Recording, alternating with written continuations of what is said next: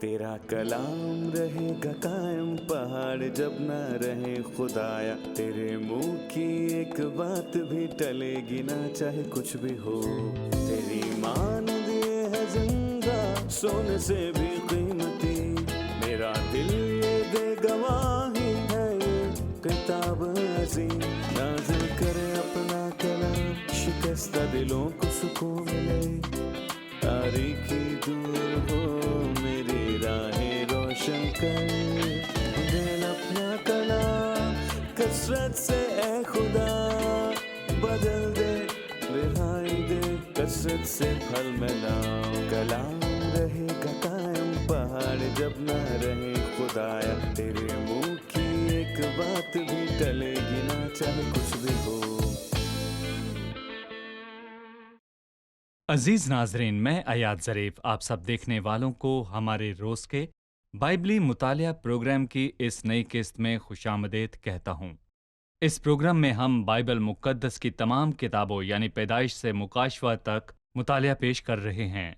हम अभी तक मत्ती की इंजील का मुतालिया कर रहे हैं, जो कि बाइबल मुक़द्दस में नए अहदनामे की पहली किताब है, और हम इसके 8वें बाब पर पहुंच चुके हैं और आज हम 18वीं आयत से बाब के आखिर तक मुतालिया करेंगे।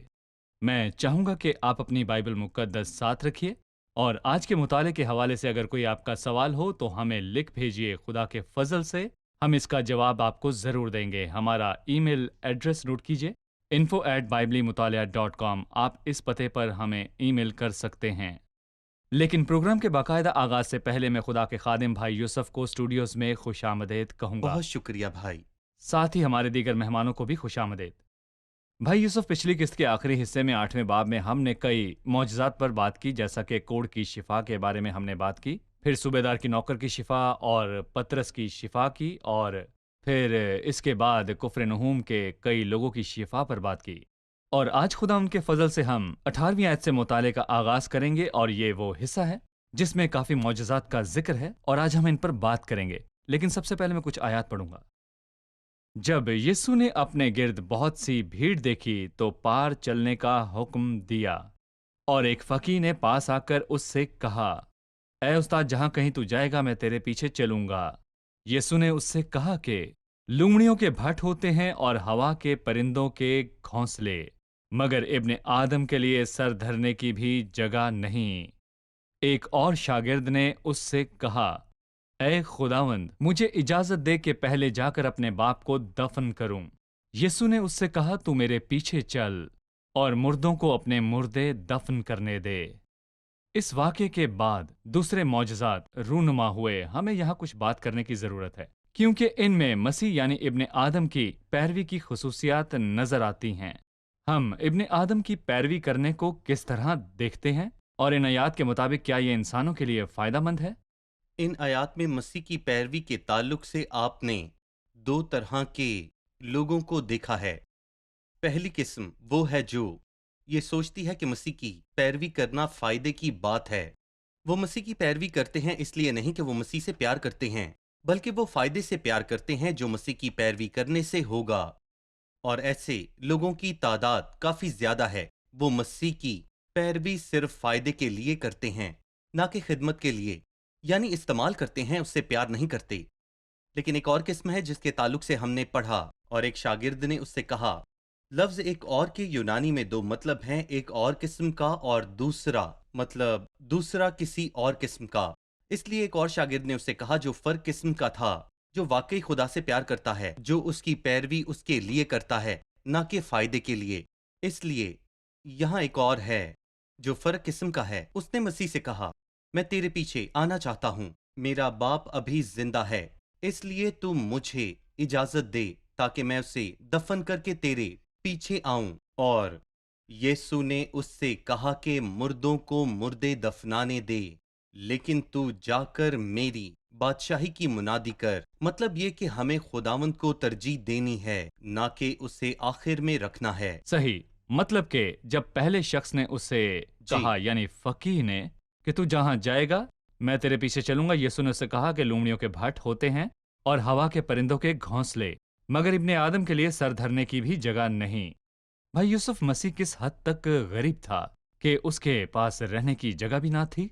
लोमड़ियों के भाट होते हैं और हवा के परिंदों के घोंसले। लोमड़ियों और परिंदों के पास मसीह से ज्यादा चीजें हैं, यानी रहने और सोने की जगह के ताल्लुक से। लेकिन मैं चाहूंगा कि आप इब्ने आदम के ताल्लुक से बात करें, मगर इब्ने आदम के लिए सर धरने की जगह भी नहीं। इसके बारे में आप क्या कहेंगे? ये पहली बार है कि नए अहदनामे में इब्ने आदम की इस तलाक का जिक्र है, और इसका तकरीबन 88 मरतबा जिक्र आया। तकरीबन 84 मरतबा मुत्तफ़क़ा अनाजील में, और फिर एक मरतबा इमाल की किताब में जिक्र आया है, और इब्रानियों की किताब में भी एक मरतबा, और फिर मुकाशफा के पहले और चौथे बाब में भी इसका जी। 2 दफ़ा जिक्र है। और इसीलिए नए अहदनामे में 88 मरतबा इब्ने आदम का जिक्र आया है। हम यहाँ इब्ने आदम की गुर्बत को देखते हैं, जैसा कि आपने कहा, जो कि पूरी कायनात का बादशाह होगा, जैसा कि हमने इब्रानियों के दूसरे बाब में पढ़ा। और मैं यहाँ पर यह भी कहना चाहूँगा कि पहली आमद पर उसके पास सर धरने की भी जगह नहीं है, और जो यहाँ पर लिखा है इसका जिक्र दूसरे करंथियों के 8वें बाब की 9वीं आयत में है, क्योंकि तुम हमारे खुदावंद यीशु मसीह के फजल को जानते हो, अगरचे कि वो दौलतमंद था, मगर वो तुम्हारी खातिर गरीब बन गया, ताकि हम उसकी गुर्बत के सबब दौलतमंद हो जाएं। और उसने हवा के परिंदों को बनाया। और क्या ये मुमकिन है कि हवा के परिंदे, जिनकी कोई अहमियत नहीं, ये उन चीज़ों में हैं जिनकी कोई अहमियत नहीं, क्या वो सब इब्ने आदम से बेहतर जिंदगी गुजार रहे हैं? लेकिन मैं यहाँ पर कहना चाहूँगा, बहुत जल्द बदल जाएंगे, और हर एक आदमी इब्ने आदम के आगे सर को झुकाएगा।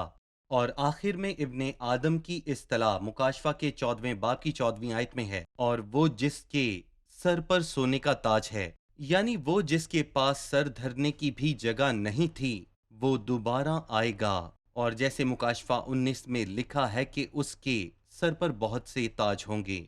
मैं इस पर आपकी वजाहत चाहूंगा जो मसीह ने दूसरे शागिर्दों को जवाब दिया। एक और शागिर्द ने उससे कहा, ऐ खुदावंद, मुझे इजाजत दे कि पहले जाकर अपने बाप को दफन करूं। यीशु ने उससे कहा, तू मेरे पीछे चल और मुर्दों को अपने मुर्दे दफन करने दे। मुर्दों को अपने मुर्दे दफन करने के बयान के ताल्लुक से कुछ बताइए। दर हकीकत हम उसे उस वक्त तक नहीं समझ सकते जब तक हम ये ना जान लें कि बाइबल में 3 किस्म की अमवात का जिक्र वाज़ेह है, और ये मौत तकरीबन हर एक पर आती है, लेकिन एक और मौत भी है जिसके बारे में हम सब नहीं जानते। जिस्मानी मौत से पहले रूहानी मौत है, क्योंकि हम खुदा से जुदा थे। पालूस रसूल इफिसस के मसीहों को कहता है कि तुम कसूरों और गुनाहों के सबब से मुर्दा थे। और लूका 15 में बाप कहता है, मेरा बेटा पहले मुर्दा था लेकिन अब जिंदा है, यानी एक इखलाकी और रूहानी मौत है। जिसके बाद जिस्मानी मौत है, रूह का जिस्म से जुदा होना, और फिर अबदी मौत है, जिसके ताल्लुक से हम मुकाशफा के 20वें बाब में वाज़ेह पढ़ते हैं। ये दूसरी मौत है, यानी आग की झील में फेंका जाना। और यहाँ हम मसीह के इल्फाज से क्या समझते हैं? मुर्दे का खुदा से कोई ताल्लुक नहीं है, उन्हें अपने मुर्दे दफन करने दो जिनकी रूह जिस्म से जुदा हो चुकी है, जबकि वो जिनका खुदा से ताल्लुक है, उनका बड़ा और अजीम मकसद है कि वो जाकर खुदा की बादशाही की मुनादी करें। शुक्रिया। हम एक छोटा सा वक्फा लेंगे और फिर दोबारा हाजिर होंगे।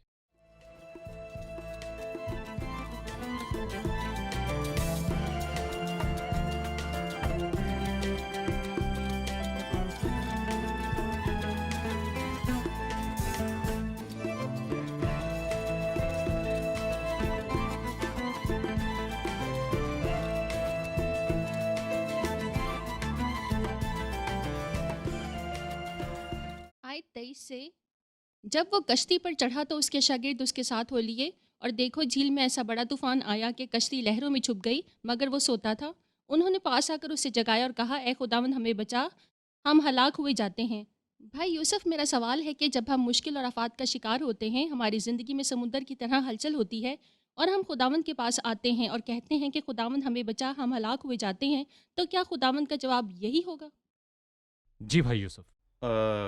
इन आयात में पहले हम वो हालात देखते हैं जिनमें हम खुदा की पैरवी करते हैं, और हमने पिछली आयात में देखा जिसमें मुख्तलिफ किस्म के, एक वो है जो अपना फ़ायदा सोचता है, और दूसरा वो है जो खुदा से मोहब्बत करता है। और हम देखते हैं कि खुदावंद की पैरवी के हालात कैसे हैं। पुरसकून है या तकलीफ देह हैं, और वाज़ेह है कि कश्ती पर सवार होना आसान नहीं था, ये मुश्किल काम था। लेकिन खुदावंद ने रसूलों को कम ईमान के ताल्लुक से क्यों झिड़का था? क्योंकि उसने पहले ही हुक्म दिया था कि किनारे पर चलो, और जब उसने हुक्म दिया कि दूसरी तरफ चलो तो ये लाजमी है कि वो दूसरी तरफ चले जाएं।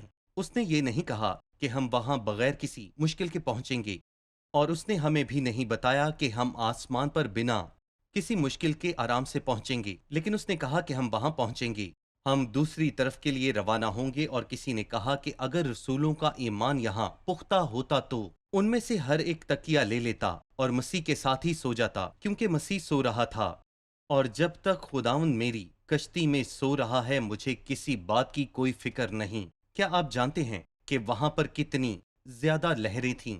और एक गीत में लिखा है, हवा को झिड़को। उन्होंने खुदा के अल्फाज पर भरोसा ना किया और ना ही उसकी मौजूदगी का। और मैं ईमान रखता हूं कि अगर हमारे पास खुदावंद का सच्चा वादा है और मसीह की मौजूदगी हमारे साथ वाज़ेह है, तो मैं ये कहूंगा कि हमारा खौफ बेमकसद खौफ है। सही। भाई यूसुफ, हम इस वाक़े और मौजज़े पर बात करेंगे क्योंकि इस मौजज़े के बहुत से रुख हैं। जी। ऐसा लगता है कि इंसानी आंख के लिए वो शख्स जो कश्ती में तकिया रखकर सो रहा था वो सिर्फ इंसान था। हवाएं चलीं और लहरें उठीं और वो डूबने लगे। सही। पर लिखा है कि उसने उठकर हवा और पानी को डांटा और बड़ा अमन हो गया, और लोग ताज्जुब करके कहने लगे कि ये किस तरह का आदमी है कि हवा और पानी भी इसका हुक्म मानते हैं। एक जगह और लिखा है कि ये कौन है, ये तो हवा और पानी को सही। हुक्म देता है और वो मानते इसकी हैं। मानते हैं। मैं भी ये सवाल पूछता हूँ कि वो कौन है, वो जो सोया था लेकिन वो उठा और हवा और पानी को झिड़का और वहां बड़ा अमन हो गया। ये कौन हो सकता है? जी भाई। ये कौन हो सकता है? जवाब है, बाप के सिवा बेटे को कोई नहीं जानता। इसलिए हम दोनों फितरतों को ना समझ सकते हैं और ना ही यकजा कर सकते हैं। क्या मसीह खुदा है? जी हाँ, हम साबित करेंगे। क्या मसीह इंसान है? जी हाँ। ये दोनों हकायक एक कैसे हो सकते हैं? दर हकीकत ये हमारी समझ से बाहर है, और इसमें कलाम नहीं कि दीनदारी का भेद बड़ा है, यानी कि वो जो जिस्म में जाहिर हुआ, यानी वो इंसान है। और ज़बूर 121 में लिखा है, वो ना ऊँगेगा और ना सोएगा, लेकिन उसने हवा को झिड़का। और कौन है जो हवा से बात करता है और कौन है जो पानी से बात करता है? और अगर हम ज़बूर 33 की 7वीं आयत को देखें तो वहां वाज़े तौर पर लिखा है कि वो समंदर का पानी तोदे की मानिंद जमा करेगा, वो गहरे समंदर को महजनों में रखता है। और आखिर ये कौन है? यहोवा, यानी जो यहाँ सो रहा है वो यहोवा है। जी हाँ। अगर हम ज़बूर 89 पढ़ें तो 8 और 9वीं आयत में वाज़े तौर पर लिखा है, आए खुदावंद लश्करों के खुदा, आए खुदावंद लश्करों के खुदा, तुझसा जबरदस्त कौन है? और तेरी वफादारी तेरे चौगिर्द है। समंदर के जोशो खरोश पर तू हुक्मरानी करता है और तू उसकी उठती लहरों को थमा देता है। यानी ये लश्करों का खुदा है और वही यहोवा है। इसमें कलाम नहीं कि दीनदारी का भेद बड़ा है, वो जो जिस्म में जाहिर हुआ, यानी उसकी दो फितरतें हैं। बतौर इंसान वो सो गया और बतौर खुदा उसने पानी और हवा को थमा दिया और बहुत अमन हो गया। ये पहली मर्तबा नहीं है कि बाइबल में हमें बताया गया है कि ये कौन है जो हवा और पानी पर इख्तियार रखता है। जी। ज़बूर 107 लिखा है, वो हुक्म देकर तूफानी हवा चला सही। देता है, और जो हुक्म देकर तूफानी हवा चला देता है ये वही है जो उनको हुक्म देकर थमा देता है। जी। इसलिए मसीह सिर्फ उस जगह पर इंसान नहीं है। नहीं। उसने तवज्जो दिलाई कि ये इंसानी फितरत थी जो सो रही थी, जी। पर बतौर खुदा वो इख्तियार रखता था। दर हकीकत बाइबल में बहुत मर्तबा हम दोनों को ही देखते हैं, उसकी इंसानियत और उसकी अलहुइयत। एक जी। ही जगह पर लाजर की कब्र पर यीशु रोया, सही। लेकिन वो जो अपनी इंसानी फितरत के बायस रोया ये वही है जिसने कहा लाजर बाहर निकला। इससे पहले कि सामरी औरत उस शख्स से पानी मांगती, ये वो है जिसने उसके दिल का हाल जाहिर कर दिया। उसने उसे बताया कि मैं तुझे जिंदगी का पानी दूंगा। इसलिए मसीह सिर्फ सोया हुआ इंसान नहीं था, बल्कि वो खुदा भी था जो कि जिस्म में जाहिर हुआ।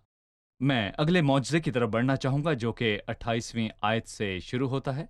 ये बदरू गिरफ्ता शख्स की शिफा का मौजज़ा है जो गदरीनियों या गरासीनियों के इलाके में था, जैसा मरकस और लूका में है।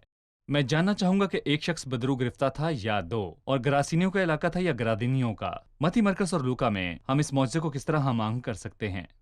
यहाँ गर्दीनियों के ताल्लुक से और مرکز اور لوکا میں گرازینیو لکھا ہے کیونکہ وہ یہودیوں سے مخاطب نہیں، اس لیے انہوں نے صوبے کی سطح پر بات کی جس میں گرازینیو شامل ہیں، لیکن یہاں پر متی صرف یہودیوں سے مخاطب ہے جو کہ گرادینیو کے بارے میں بہت اچھے سے جانتے ہیں، لیکن جب وہ غیر قوموں سے مخاطب ہیں تو وہ یہاں پر ایک بڑے علاقے یا پھر صوبے کا ذکر کرتے ہیں۔ یہ دو شخص تھے یا ایک، لیکن مرکز یہاں پر مشہور والے کا ذکر کرتا ہے، اور اگر لوکا اور مرکز نے کہا کہ وہ ایک ہے تو یہ تضاد ہوگا، لیکن زیادہ مشہور کا ذکر کیا گیا۔ ایسا لگتا ہے کہ یہ شخص جو زیادہ مشہور ہے، ایسا لگتا ہے وہ مسیح پر ایمان لایا، اور ہم یہ بات مرکز کے 5ویں باب سے واضح طور پر سمجھ سکتے ہیں جب خداوند نے کہا کہ جا اور بتا کہ خداوند نے تیرے لیے کیسے بڑے کام کیے ہیں اور تجھ پر رحم کیا ہے۔ وہ گیا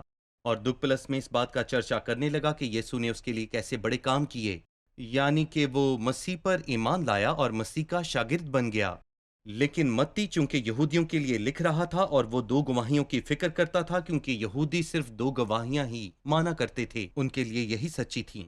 صحیح، شکریہ۔ میں معجزے والی آیت پڑھوں گا، پھر ہم وقفہ لیں گے اور حاضرین کے سوال کے ساتھ واپس آئیں گے۔ جب وہ اس پار گدرینیوں کے ملک میں پہنچا تو 2 آدمی جن میں بدروہیں تھی قبروں سے نکل کر اس سے ملے۔ وہ ایسے تند مزاج تھے کہ کوئی اس راستے سے گزر نہیں سکتا تھا، اور دیکھو انہوں نے چلا کر کہا، اے خدا کے بیٹے، ہمیں تجھ سے کیا کام؟ کیا تو اس لیے یہاں آیا ہے کہ وقت سے پہلے ہمیں عذاب میں ڈالے؟ ان سے کچھ دور بہت سے سوروں کا غول چر رہا تھا۔ پس بدروہوں نے اس کی منت کر کے کہا کہ اگر تو ہم کو نکالتا ہے تو ہمیں سوروں کے غول میں بھیج دے۔ اس نے ان سے کہا، جاؤ۔ وہ نکل کر سوروں کے اندر چلی گئیں، اور دیکھو سارا غول کڑاڑے پر سے جھپٹ کر جھیل میں جا پڑا اور پانی میں ڈوب مرا۔ اور چرانے والے بھاگے اور شہر میں جا کر سب ماجرا اور ان کا احوال جن میں بدروہیں تھی بیان کیا۔ اور دیکھو سارا شہر یسوع سے ملنے کو نکلا اور اسے دیکھ کر منت کی کہ ہماری سرحدوں سے باہر چلا جا۔ ہم ایک چھوٹے سے وقفے کے بعد دوبارہ حاضر ہوں گے۔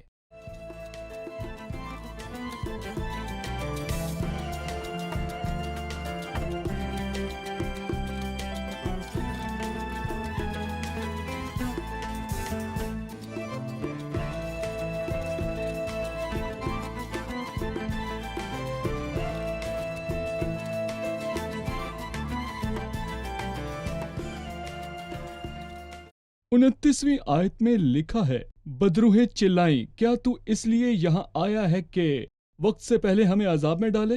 کیا بدروہیں مستقبل سے واقف تھی؟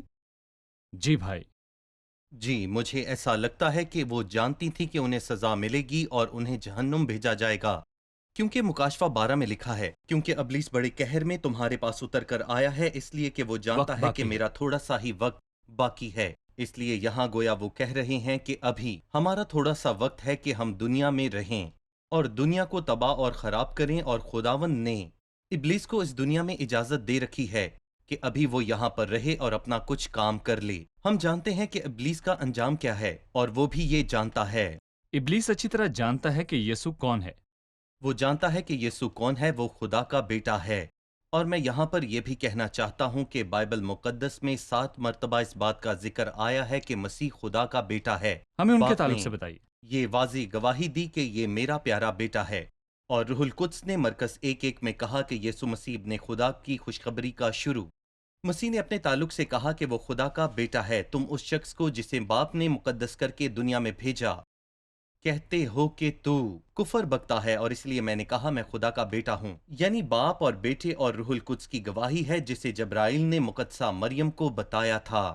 وہ بزرگ ہوگا اور خدا تعالیٰ کا بیٹا کہلائے گا، اور خداوند خدا اس کے باپ کا تخت اسے دے گا اور آخر نہ ہوگا۔ اس لیے یہاں باپ، بیٹے، روح القدس، جبرائیل فرشتے کی گواہی ہے، اور پھر شاگرد جانتے تھے کہ وہ خدا کا بیٹا ہے۔ مارتھا اور پترس دونوں نے اس کے بارے میں کہا، اور آخر میں ایک اجنبی نے کہا، اور صوبیدار جو صلیب کے پاس کھڑا تھا اس نے کہا، یقیناً یہ خدا کا بیٹا ہے۔ یقیناً ہمارے ناظرین کے لیے خدا کے بیٹے کی اصطلاح کی وضاحت کی ضرورت ہے. خدا کے بیٹے کا کیا مطلب ہے؟ ایک جملے میں بتائیے. دیکھیں، کچھ کے خیال میں خدا کے بیٹے کا مطلب جسمانی پیدائش ہے. ایسا ہرگز نہیں ہے. خدا روح ہے، لیکن یہ رشتہ روحانی تعلق پر مبنی ہے. اس کا مطلب ہے خدا کا نمائندہ، اور اس کا مطلب ہے کہ خدا کے برابر ہے، اور اس کا یہ بھی مطلب ہے کہ وہ خدا کی جگہ پر کام کر سکتا ہے. صحیح. ایک مرتبہ مسیح نے یہودیوں سے کہا، میرا باپ اب تک کام کرتا رہا ہے کرتا رہا ہوں. اور میں بھی کام کرتا رہا ہوں. پھر انہوں نے اسے مارنے کے لیے پتھر اٹھائے. اس نے پوچھا کہ کس وجہ سے؟ انہوں نے جواب دیا، کسی وجہ سے نہیں، بلکہ تو انسان ہو کر خدا کو اپنا باپ کہتا ہے اور خود کو خدا کے برابر ٹھہراتا ہے. خدا یعنی وہ کی- اس اصطلاح کے معنی کو صحیح. جانتے تھے. خدا کے بیٹے کا مطلب ہے خدا کے برابر. صحیح. یعنی خدا کے بیٹے کا مطلب ہے کہ خدا کے برابر. خدا کے بیٹے کا مطلب ہے کہ جو خود کو خدا کہتا خدا ہے. کی نمائندگی جی، کرتا ہے. نمائندگی کرتا ہے. صحیح. بھائی یوسف، میں اس معجزے پر بات کرنا چاہوں گا، جی. اور میں چاہوں گا کہ آپ اس معجزے کے مختلف رخ ہمیں بتائیں. مسیح نے اس شخص کے ساتھ کیا کیا؟ اس نے اس آدمی کو کیسے شفا دی؟ مسیح نے جب اس کو شفا دی تو یہ کیسا شخص بن گیا؟ دیکھیں، اس میں لشکر تھا، اور لفظ لشکر بہت ہی بڑا لفظ ہے. رومی فوج میں یہ ایک بریگیڈیئر کے برابر ہے. اور میں یہ بھی کہوں گا کہ جدید اصطلاح میں تصور کریں کہ ایک شخص میں بدروحوں کی برگیڈ موجود تھی، اور جب وہ بدروحیں اس میں سے نکل گئیں اور جا کر 2000 سوروں میں داخل ہو گئی تھیں تو وہ یہ برداشت نہ کر سکے. اور ہم جانتے ہیں کہ اکثر ان سوروں کے جذبات انسان سے زیادہ ہوتے ہیں. یعنی اس شخص میں 2000 سے زیادہ بدروحیں تھیں، اور جب وہ بدروحیں ان سوروں میں داخل ہوئیں تو وہ برداشت نہ کر سکے، اور خداوند نے ایک ہی بار کہا، اس میں سے نکل جاؤ اور دوبارہ اس میں داخل نہ ہونا. وہ شخص بدرو گرفتہ اور تند مزاج تھا، اور ہم مرکز کے مطابق دیکھتے ہیں وہ شخص لباس پہن کر سکون سے مسیح کے قدموں میں آ کر بیٹھا ہے، اور یقیناً وہ بالکل بدل گیا. اور یقیناً یہ بات ظاہر کرتی ہے کہ مسیح سب کچھ کرنے پر قادر ہے. اور جب بدرو گرفتہ شخص نے پوچھا کہ وہ مسیح کے ساتھ چلے گا تو مسیح نے اس سے کہا کہ یہ اچھی درخواست ہے، لیکن میں یہ چاہتا ہوں کہ تو کچھ اور کر. اس شہر نے مجھے کہا ہے کہ میں چلا جاؤں، لیکن تو اس شہر کا رہنے والا ہے. میں چاہتا ہوں کہ تو یہاں رہ کے مسیح کی نجات کا اعلان کرے. تو اس شخص نے ویسا ہی کیا، لیکن جب بعد میں مسیح وہاں گیا تو انہوں نے اسے قبول کیا. جنہوں نے اسے چھوا وہ شفا پا گئے، اور ایسا لگتا ہے کہ یہ اس شخص کی گواہی کا ان لوگوں پر اثر تھا. بھائی یوسف، اگر آپ چاہیں تو 3 قسم کے رد عمل پر خلاصہ بیان کر سکتے ہیں. پہلا رد عمل اس شخص کا جس نے مسیح کی پیروی کو محبت سے قبول کیا کیونکہ خداوند نے اس کے لیے کچھ کیا، اور آپ نے اس کا ذکر کیا ہے. لیکن چرواہوں کے تعلق سے ان کا رد عمل کیا تھا جو سوروں کی دیکھ بھال کر رہے تھے؟ اور پھر پورے شہر کا رد عمل کیا تھا جب وہ سب آ گئے؟ کسی نے کہا کہ مسیح کو 3 درخواستیں پیش کی گئی تھیں بدروحوں کی طرف سے، اور اس نے جواب دیا، اور علاقے کے لوگوں کی طرف سے، اور اس نے جواب دیا. اور جب اس بدروح گرفتہ شخص نے درخواست کی تو خدا نے منع کر دیا. اس نے بدروحوں کی درخواست کو مانا اور انہیں سوروں میں بھیج دیا. اس نے چرواہوں کو جواب دیا جب انہوں نے اسے شہر چھوڑ دینے کے لیے کہا. لیکن یہاں کچھ بات میری توجہ حاصل کرتی ہے. جب ہم 33ویں آیت پڑھتے ہیں تو چرانے والے بھاگ گئے اور جا کر شہر میں سب ماجرا اور ان کا احوال جن میں بدروحیں تھیں بیان ماجرا جو کیا. ہوا یہ تھا۔ حیران کن ہے. یہاں سب سے کیا مراد ہے؟ سور ہے، سب سوروں کے تعلق سے ہے. چرواہوں کے لیے یہ ان کی جمع پونجی ان تھی۔ کا سرمایہ تھا، صحیح۔ اور سور ہی سب کچھ تھے. اور میں یہاں پر یہ بھی کہنا چاہوں گا کہ کچھ لوگوں کے لیے سب کچھ سوروں سے زیادہ نہیں. ہمارے خداوند کی نجات کے بارے میں کیا خیال ہے؟ اور آخر میں انہوں نے سب بتایا جو بدروح گرفتہ شخص کے ساتھ ہوا. مطلب ان کے نزدیک سور اس بدروح گرفتہ شخص سے زیادہ اہم تھے۔ جی، ہمارے خداوند اور اس کی نجات سے زیادہ اہم تھے. صحیح، تو نے ہمیں سوروں سے محروم کر کے انہیں ڈبو دیا. ہمارے پاس سے چلا جا. ٹھیک ہے۔ اس لیے وہ شخص جسے شفا ملی تھی مسیح کے ساتھ جانا چاہتا تھا، لیکن جی۔ مسیح نے کہا وہ جائے اور جا کر صحیح۔ بتائے. لیکن چرواہوں کے لیے سور اس شفا پانے والے شخص سے زیادہ اہم تھے. انہیں خداوند پر بہت غصہ تھا، وہ خداوند سے خفا تھے. لیکن جب پورا شہر باہر آ گیا تو بائبل میں کیا لکھا ہے؟ اور دیکھو سارا شہر یسوع سے ملنے کو نکلا اور اسے دیکھ کر منت کی کہ ہماری سرحدوں سے باہر چلا جا. کیسا بدبخت ہے وہ شخص جو مسیح سے کہے کہ اس کے علاقے کو چھوڑ کر چلا جائے. میں چاہوں گا کہ آپ اس کے متعلق ہمیں کچھ بتائیے. دیکھیے بھائی، یہاں ہوسیا کی نبوت میں خداوند نے ہوسیا کی زبانی کہا کہ ان پر افسوس جب میں ان سے دور جاؤں اور یہاں مسیح ان کے پاس آیا اور انہیں دکھایا کہ وہ کیا کر سکتا ہے۔ میں تمہیں سب سے بڑے دشمن سے بچا سکتا ہوں جو ابلیس ہے، میں تمہیں بچا لوں گا، اور یہ شخص اس کا ثبوت ہے۔ وہ کون تھا تم جانتے ہو، اور آج وہ کون ہے۔ لیکن افسوس کی بات یہ ہے کہ وہ ان کی درخواست پر وہاں سے چلا گیا۔ مسیح دنیا میں آیا، لیکن افسوس کہ اس کے اپنوں نے اسے قبول نہ کیا۔ دنیا اسے نہیں جانتی تھی، لیکن جتنوں نے اسے قبول کیا اس نے انہیں یہ حق بخشا کہ وہ خداوند کے فرزند کہلائیں۔ جغرافیائی اعتبار سے گراسینیوں کا علاقہ جو کہ گلیل کی جھیل کے کنارے تھا، جس کا مطلب جی۔ ہے کہ اس کے دوسرے کنارے کی طرف چلے جانا چاہیے۔ صحیح۔ اردن کی مشرقی جانب اور گلیل کی جھیل کی مشرقی جانب کا علاقہ سوروں اور ان کی چراگاہ سے بھرا ہوا تھا، اور یہاں قبریں تھیں، اور یہ بدرو گرفتہ شخص کی وجہ سے یہ جگہ پہچانی جاتی تھی۔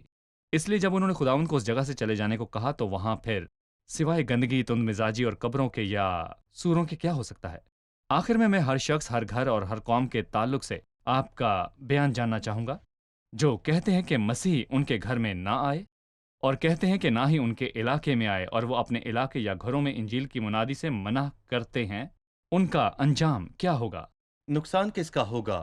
اس کا نقصان ہوگا جو مسیح کو رد کرتا ہے، اور یہ نقصان کوئی معمولی نقصان نہیں ہے کہ اس کا ازالہ ہو سکے۔ یہ وہ نقصان ہے جس کا ازالہ نہیں ہوگا۔ لیکن ایک بات میرے ذہن میں ہے کہ خداوند جب جھیل میں تھا تو جھیل کو پار کرنے میں ایک حقیقی خطرہ موجود تھا، کیونکہ شاگرد جو مچھوارے تھے وہ جھیل سے واقف تھے، اور انہوں نے مسیح سے یہ کہا کہ ہم ہلاک ہوئے جاتے ہیں، اور مسیح جھیل کے پار اس بدرو گرفتہ شخص کے لیے گیا، لیکن انہوں نے کہا کہ چلا جا، اور وہ واپس چلا گیا۔ گویا اس نے یہ سفر صرف اس شخص کے لیے کیا تھا؟ بالکل صحیح، اور خداوند یقیناً سب کچھ جانتا تھا، اور یہ بات ہمیں مسیح کے لیے ایک شخص کی اہمیت بتاتی ہے، جبکہ لوگ یہاں پر اپنی قدر نہیں کرتے۔ اور اگر انسان پوری دنیا حاصل کر لے تو اسے کیا فائدہ؟ صرف 2000 سور نہیں۔ اگر وہ پوری دنیا حاصل کر لے لیکن اپنی جان کا نقصان کرے تو کیا فائدہ؟ لیکن وہ لوگ جن کے تعلق سے آپ نے کہا جو مسیح کو رد کرتے ہیں کہ کوئی بھی ان کی جگہ پر نہ آئے، ان پر افسوس۔ شکریہ۔ پروگرام کا وقت ختم ہوا چاہتا ہے، آئیے مہمانوں سے رائے جانیں۔ آج کے پروگرام سے آپ نے کیا سیکھا؟ ہم نے دو طرح کے پیروکاروں کو دیکھا، کچھ صرف فائدہ چاہتے ہیں لیکن وہ خداوند سے پیار نہیں کرتے ہیں، اور کچھ خداوند سے پیار کرتے ہیں۔ ہم نے یہ بھی سیکھا ہے کہ آسمان پر جانے سے پہلے زمین پر ہماری زندگی مشکلات اور مسائل کے بغیر نہیں ہوگی۔ اگر لہریں ہماری زندگی میں اونچی بھی ہوں، لیکن ہمیں تسلی ہے کہ خداوند ہماری کشتی میں موجود ہے۔ وہ پانیوں پر اختیار رکھتا ہے، چاہے یہ شور مچائیں وہ ان کو تھما دیتا ہے۔ میں خداوند کی غربت سے حیران ہوا ہوں۔ اس کے پاس اتنی بھی جگہ نہ تھی کہ اپنا سر رکھ سکے، لیکن یہ فضل ہے، مسیح کا فضل ہے، جو کہ اگرچہ دولت مند تھا مگر تمہاری خاطر غریب بن گیا تاکہ تم اس کی غریبی کے سبب سے دولت مند ہو جاؤ۔ شکریہ، خدا آپ کو برکت دے۔ بھائی خدا آپ کو یوسف، برکت آپ دے۔ کا بھی شکریہ۔ میرے عزیز ناظرین، شاگردوں نے کہا یہ کون ہے؟ ان کا خیال تھا کہ یہ محض انسان ہے جو سویا ہوا ہے، لیکن پھر جان لیا کہ اس کے پاس قدرت بھی ہے کہ وہ لہروں کو تھما سکتا ہے۔ مسیح خدا ہے جو جسم میں ظاہر ہوا ہے۔ اس سے پہلے کہ آپ صلیب پر بطور نجات دہندہ رہائی دینے والے اس شخص سے برکت پائیں، آپ کو مسیح پر ایمان رکھنا چاہیے کہ وہ خدا ہے جو جسم میں ظاہر ہوا۔ اگلے پروگرام میں آپ سے پھر ملاقات ہوگی۔ خدا آپ سب کو برکت دے۔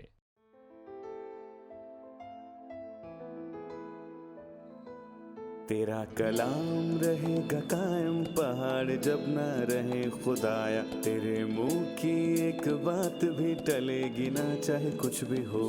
تیری مانند یہ ہے زندہ، سونے سے بھی قیمتی، میرا دل یہ دے گواہی ہے، یہ کتاب عظیم نازل کرے اپنا کلام، شکستہ دلوں کو سکون ملے، تاریکی دور ہو میری راہیں روشن کر، دل اپنا کلام کثرت سے اے خدا بدل دے، رہائی دے کثرت سے پھل میں لاؤ۔ کلام رہے گا قائم، پہاڑ جب نہ رہے خدایا، تیرے منہ کی ایک بات بھی ٹلے گی نہ، چاہے کچھ بھی ہو۔